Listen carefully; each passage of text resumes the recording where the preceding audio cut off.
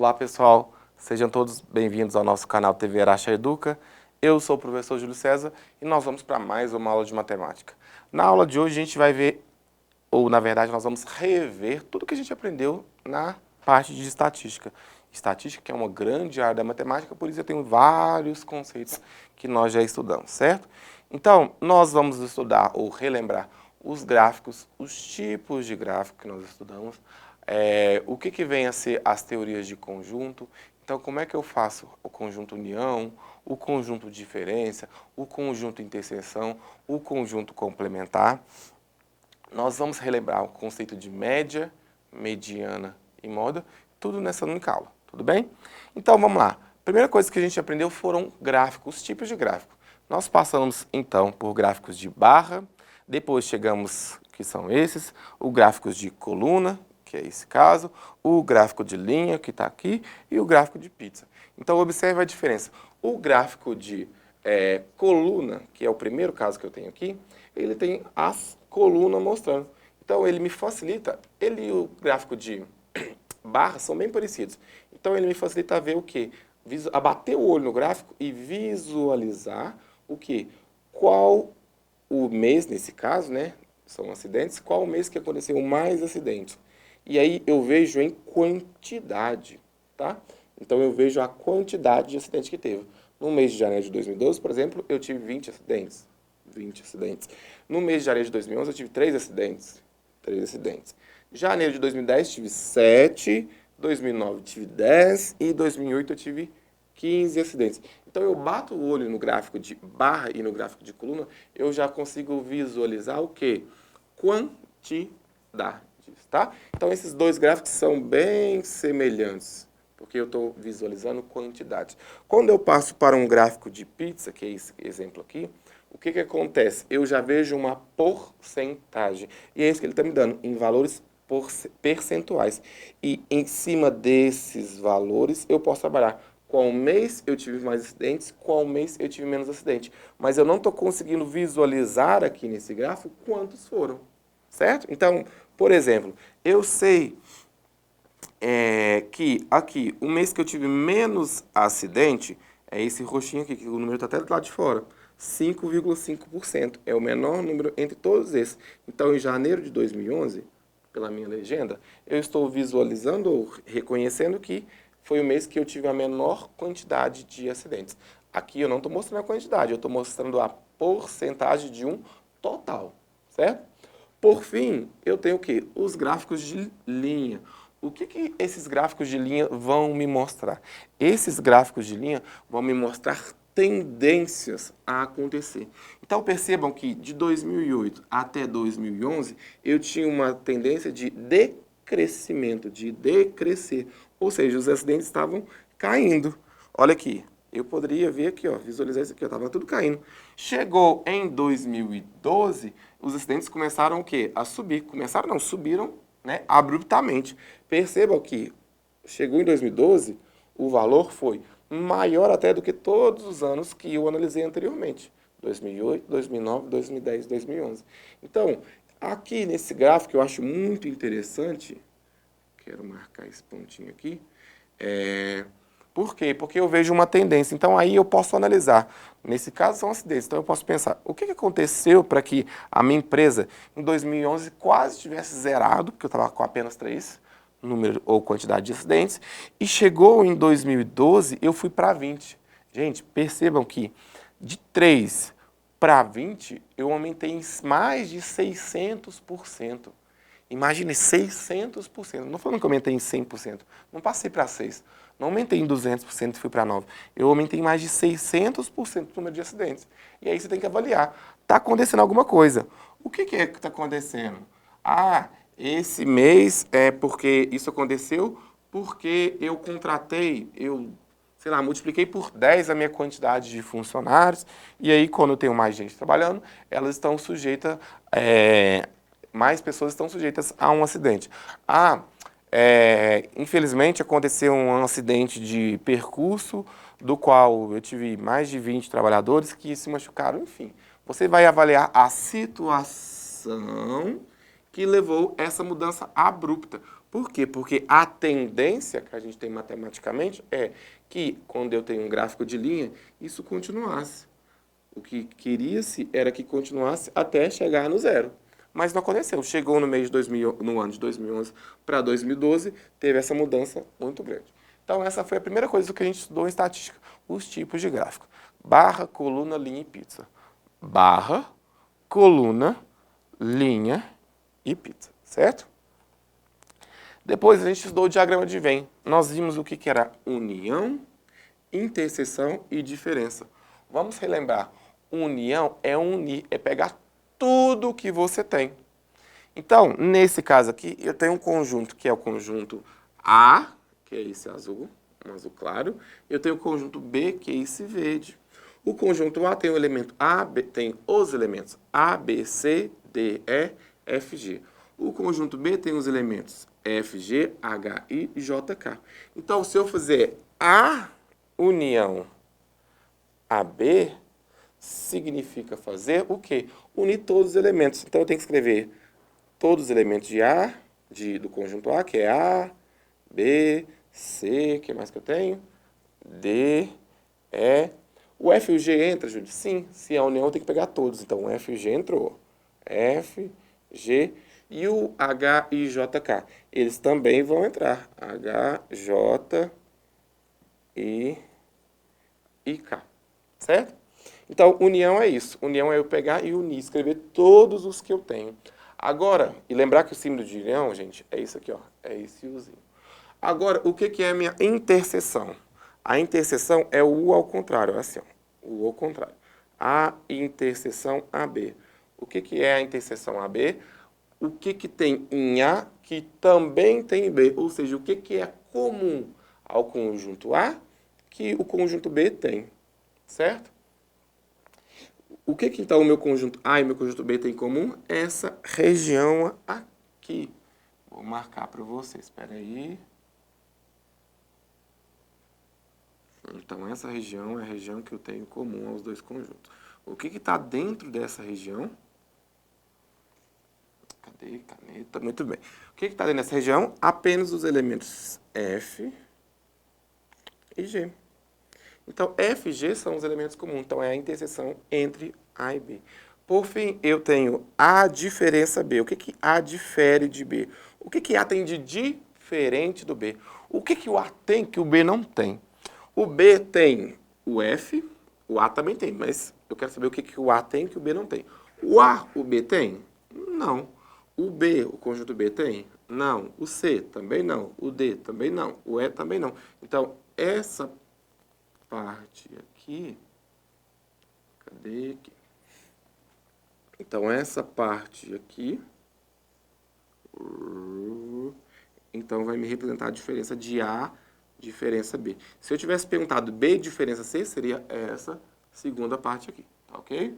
Então, aqui, a diferença B são os elementos A, B, C, D e E. Muito bom. Por fim, média, mediana e moda. Coloquei aqui para vocês verem o que é a média. É eu somar todos esses termos aqui e dividir pela quantidade de termos. Não pegaria e somaria 2 com 3, com 4, com 3, com 4, com 5, com 4, com 5, com 6, com 6, com 5, com 4, assim por diante, e dividiria pelo total de elementos. Aqui eu tenho 1, 2, 3, 4, 5 elementos, vezes 1, 2, 3, 4, 5, 6. Então, eu tinha que dividir o somatório disso aqui tudo por 30. O que é a mediana? A mediana é quando eu pego o valor, coloco os dados em ordem crescente ou decrescente, prefiro que seja em ordem crescente, e divido-os em dois subconjuntos. Um subconjunto à sua esquerda e um subconjunto à sua direita. Tá ok? E por fim a moda. A moda dá pra gente fazer aqui agora, olha para vocês verem. Qual é o número que mais repete? Vamos pensar. O 2, ele aparece 3 vezes, tá? O 3, ele aparece 3 vezes também. O 4, ele aparece, vamos olhar, 4, 5, ó, o 4 já apareceu 5 vezes, o 4 tá ganhando. Vamos olhar o 6. O 6 para mim apareceu 2 vezes, 3 vezes, 3 vezes só. O 7 eu só vi ele 2 vezes, o 3, cadê? 1, 2, 3, então 3. Até agora o 5 tá ganhando. E assim por diante. Então, até agora aqui que a gente viu o quê? A moda seria qual número? Seria o número 5, porque o 5, vou marcar de outra cor para vocês, espera aí. Aqui. O 5, ele apareceu 5 vezes. 1, 2, 3, 4, 5. Então, se você tiver um número que apareceu mais de 5 vezes, ele seria a moda. Mas nesse caso aqui, pelos que a gente olhou até agora, o 5 é a moda porque ele é o que mais se repete. Então, voltando, média, somo todos os termos, divido pela quantidade de termos. Mediana, pego o valor central e olho os meus dois subconjuntos, a esquerda e a direita. A moda é o que mais vai se repetir aqui, tá? Vamos fazer uma situação, um problema que eu trouxe, eu acho ela bem interessante. Por quê? Porque eu tentei trazer gráfico, e esse gráfico aqui é o gráfico de colunas, muito bem. Tentei trazer gráficos e, junto com os gráficos, alguns conceitos que a gente aprendeu, certo? Então, olha lá. No edifício em que moro, foi feito um censo dos moradores e identificados os jovens com idade entre 15 e 20 anos, conforme o seguinte gráfico. Então, 15 anos, eu tenho quantos jovens? 3 garotos, certo? 15 anos, garotas, eu tenho 5. 16 anos, eu tenho o quê? 10 garotos e 12 garotas. 17 anos, eu tenho 6 garotos e 4 garotas. E assim por diante. Pergunta-se, qual o tipo de gráfico apresentado? Já falamos, né? Aquilo ali é o gráfico de... Quem lembra?